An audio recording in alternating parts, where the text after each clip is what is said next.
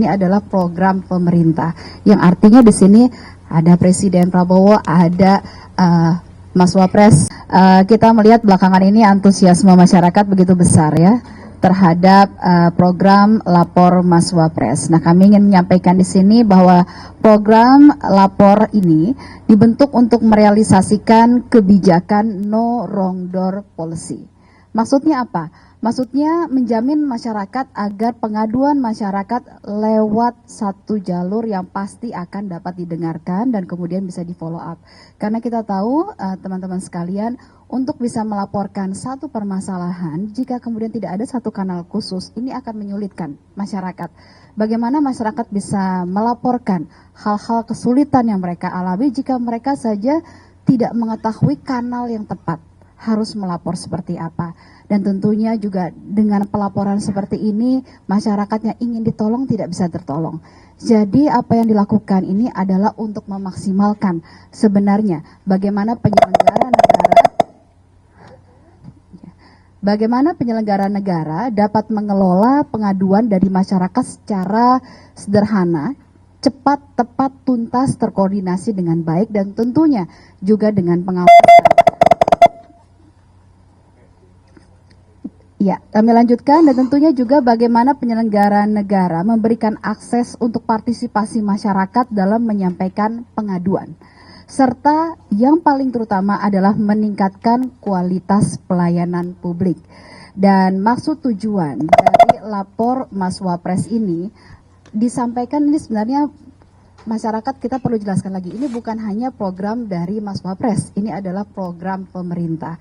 Yang artinya di sini ada Presiden Prabowo, ada Mas Wapres Gibran Rakabuming Raka, dan juga berbagai jajaran pemerintahan yang ada di dalam program Lapor Mas Wapres ini. Ini untuk membuka kanal pengaduan langsung masyarakat, karena memang ingin mendengarkan langsung, masyarakat ingin mendengarkan langsung apa isu aspirasi masyarakat, pengaduan masyarakat, sekaligus juga berfungsi dua, menjadi satu input mengambil kebijakan strategis. Masyarakat tidak lagi berjarak terlalu jauh dengan pemerintah.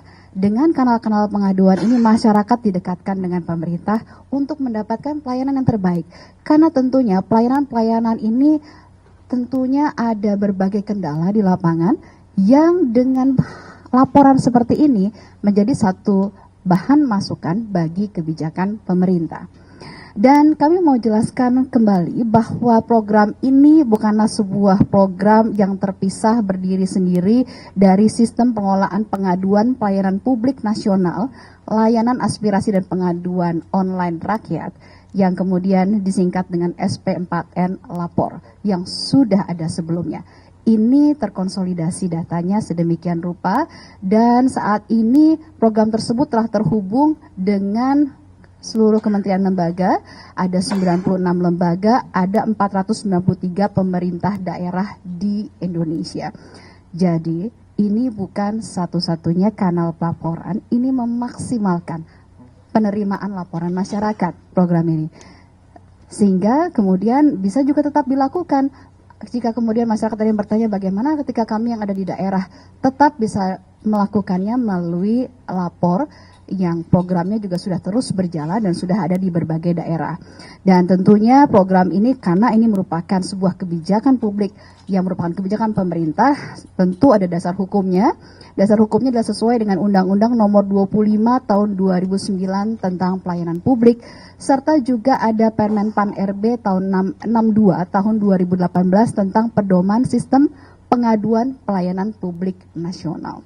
Jadi lagi-lagi ini bukanlah program yang berdiri sendiri, sudah ada tatanan hukumnya dan sudah kemudian terintegrasi dengan program yang ada sehingga dapat lebih dimaksimalkan. Total laporan yang sudah masuk saat ini diterima sampai dengan hari keempat ini ada 296 laporan yang sudah masuk, begitu ya. Laporannya berbagai macam, begitu, dari mulai laporan masyarakat mengenai kasus-kasus pendidikan, kemudian juga ada kesehatan dan juga terkait dengan juga sengketa tanah. Dan kami informasikan bahwa program lapor ini adalah sebuah program yang wajib Jadi ya, program lapor yang sudah terbangun saat ini merupakan program wajib untuk seluruh institusi, kementerian, lembaga, juga pemerintah daerah. Menjadi satu kanal untuk kemudian menerima aduan masyarakat yang nanti akan diklasterisasi dan kemudian ditindaklanjuti sekaligus juga menjadi bahan masukan bagi pemerintah. Semoga informasi tersebut bisa membantu teman-teman media sekalian untuk membuat pemberitaan yang lebih jelas bagi masyarakat. Terima kasih. Baik, kita langsung saja buka 3 pertanyaan. Silakan satu.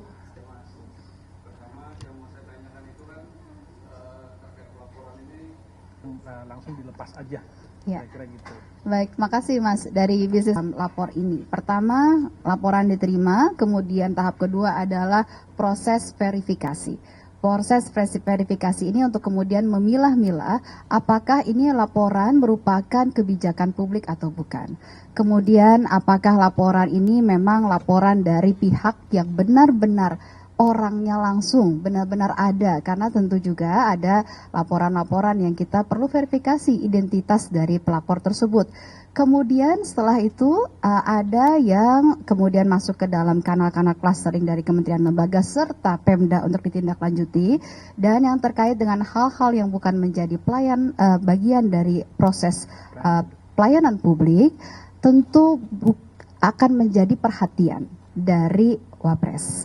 Jadi tidak akan diabaikan, akan menjadi satu perhatian dari Wapres. Jadi tidak semerta-merta kemudian tidak ditindaklanjuti, tapi tentunya akan menjadi perhatian. Setelah itu proses ketiga adalah tindak lanjut. Setelah itu diberikan tanggapan, bagaimana tanggapan masyarakat terhadap tindak lanjut tersebut, dan baru selesai. Semua itu bisa diikuti prosesnya oleh masyarakat itu sendiri, dan sekali lagi laporan ini adalah laporan yang bersifat rahasia. Jadi tidak boleh diketahui oleh umum identitas dari pelapor tersebut. Baik.